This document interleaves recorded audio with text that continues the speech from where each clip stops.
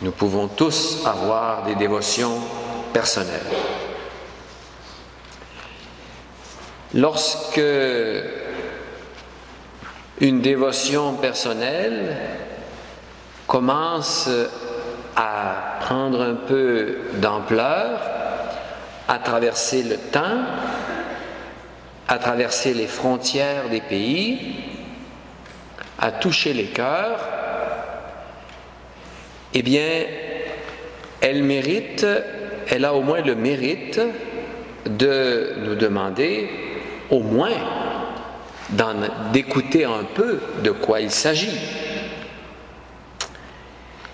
Et la meilleure façon, c'était d'accepter cette invitation des organisateurs de la Flamme d'amour du cœur immaculé de Marie, qui voulaient venir célébrer en pèlerinage la messe dans la paroisse Notre-Dame de la Consolata, au milieu des Italiens, avec un curé francophone, un vicaire qui parle portugais, des jeunes qui sont anglais, et c'est pas la Babel, mais c'est le Cénacle, où on veut parler toutes les langues.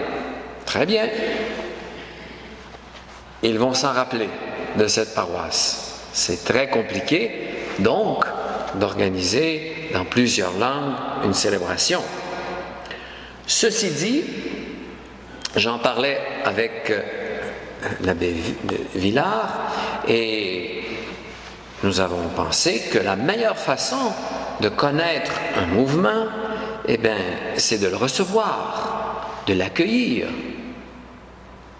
Et puis, ensuite, de s'imprégner du message, de l'étudier et d'en parler.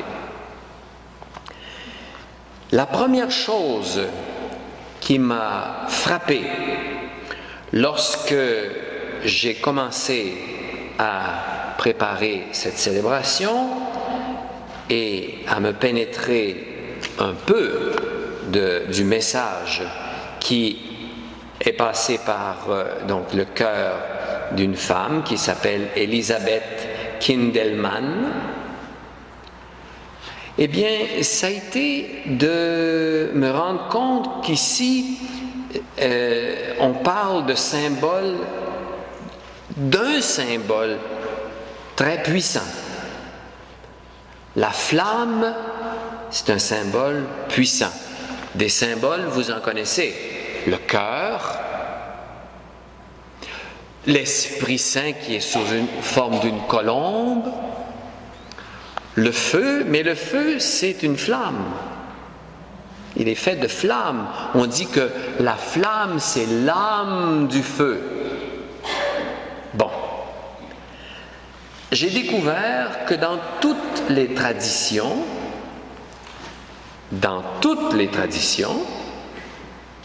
la flamme est un symbole de purification,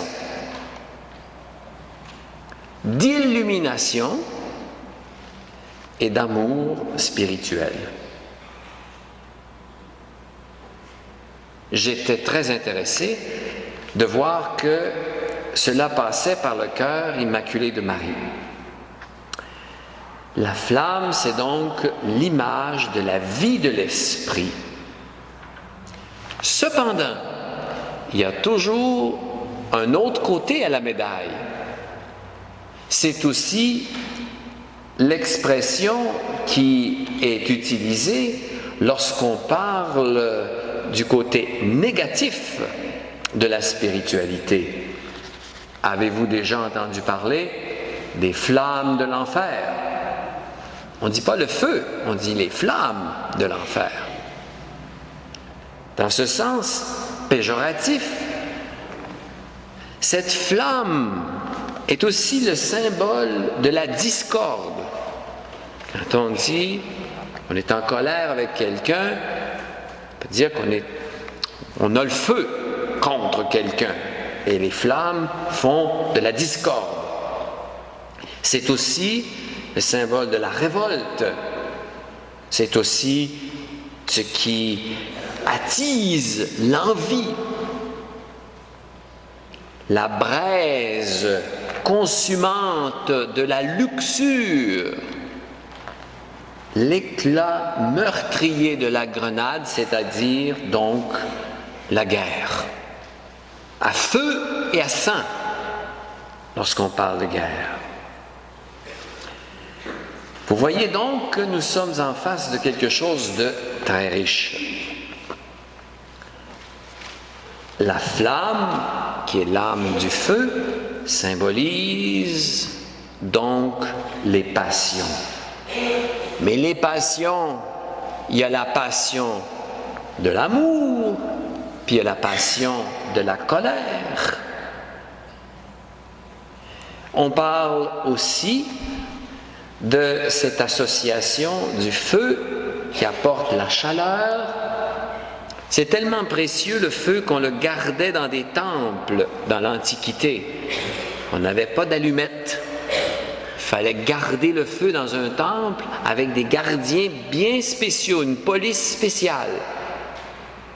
Et quand on voulait avoir du feu à la maison, il fallait venir à ce temple pour chercher un peu de feu et l'apporter à la maison. C'est donc une image de cette chaleur qui garde la vie et qui nous aide aussi à nous nourrir. C'est quelque chose qui a toujours été dans l'Antiquité sacré, le feu. Le feu et l'amour, donc, sont les deux choses qui se retrouvent ensemble dans la dévotion qui nous amène ce soir, la flamme d'amour. Alors, lorsque j'ai regardé cette dévotion, j'ai pensé, et d'ailleurs je me suis empressé de regarder les textes, et ce qui m'a frappé, j'ai eu une question.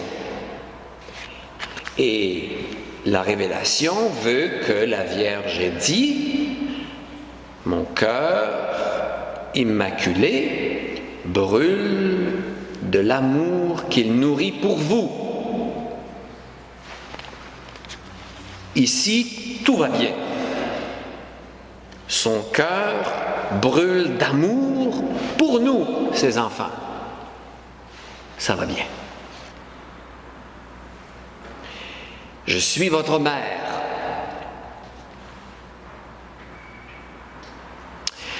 Mais là où j'ai été obligé de demander de l'aide de l'Esprit Saint, c'est lorsque elle dit qu'elle veut nous associer à cette flamme d'amour pour participer, tenez-vous bien, à l'aveuglement de Satan. Con la fiamma d'amore, la Madonna vuole rendere cieco Satana. Aspetta, ho dovuto avere un po' d'aiuto del Signore. Rendre aveugle Satan,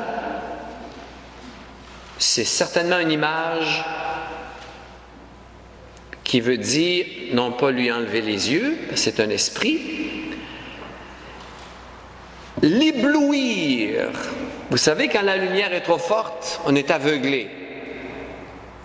On n'est pas aveugle avec un bâton blanc, puis on a besoin d'aide. Non, on est ébloui, on n'y voit plus rien.